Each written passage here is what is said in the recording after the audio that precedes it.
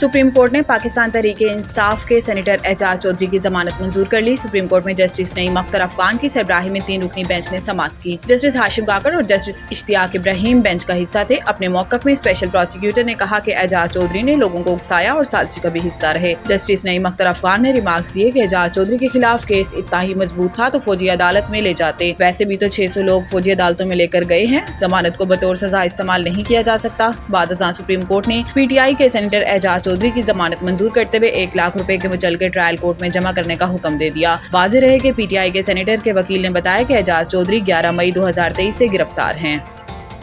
भारत की जानिब से सिंतास मुआहिदे की मुअत्तली पर पाकिस्तान ने बाकायदा सफारती ज़राए से नोटिस देने का फैसला कर लिया। ज़राए के मुताबिक सिंतास मुआहिदे की मुअत्तली पर कानूनी और आईनी मुशावरत के बाद वजारत खारजा, वजारत आबी वसाइल और वजारत कानून ने इब्तदाई होमवर्क कर लिया। सफारती ज़राए से नोटिस में मुआहिदे की मुअत्तली की ठोस वजूहात तलब की जाएंगी। सिंतास मुआहिदे की मुअत्तली के खिलाफ आलमी फॉर्म्स पर भरपूर एहतजाज रिकॉर्ड करवाने पर भी गौर किया जा रहा है, जिसमें भारत की आबी जाहिरियत को मौसर अंदाज में दुनिया के सामने लाया जाएगा। इस इक़दाम का मकसद पाकिस्तान के मौक़िफ़ को कानूनी और इखलाकी जवाब देना है। पाकिस्तान सिंतास मुआहिदे पर कानूनी सबकत रखता है। उम्मीद है भारत को जल्द अपने फैसले पर नजरसानी करना पड़ेगी। ज़राए का कहना है कि तमाम इक़दामात हुकूमत और काबीना की मंजूरी के बाद किए जाएंगे।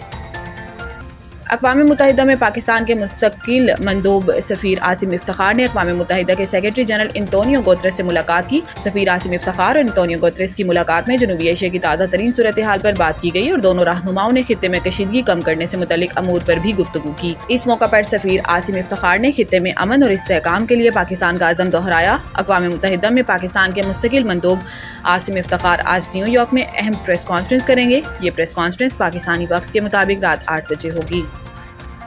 अमरीकी नायब सदर JD वेंस ने कहा है कि पाकिस्तान एक जिम्मेदार मुल्क है और अमरीका को यह भी उम्मीद है कि पाकिस्तान तहकीकात में ताउन करेगा। गैर मुल्की खबर रसां इदारे के मुताबिक अमरीका के नायब सदर ने अपने बयान में कहा कि भारत पहलगाम वाक़े में इस अंदाज से रद्द-ए-अमल दे कि वसी तर इलाकाई तनाज़ा पैदा न हो। इन्होंने कहा कि पाकिस्तान एक जिम्मेदार मुल्क है। अमरीका को यह भी उम्मीद है कि पाकिस्तान तहकीकात में ताउन करेगा और दहशतगर्द को तलाश करके इनसे निपटा जाएगा। याद रहे कि पाकिस्तान ने पहलगाम वाक़े की तहकीकात के लिए अक़वाम मुत्तहिदा का कमीशन बनाने की पेशकश की थी। बाद अज़ां अमरीका की जानिब से पाकिस्तान और भारत से पहलगाम हमले के बाद बढ़ती कशीदगी का जिम्मेदाराना हल निकालने का भी मुतालबा सामने आया है।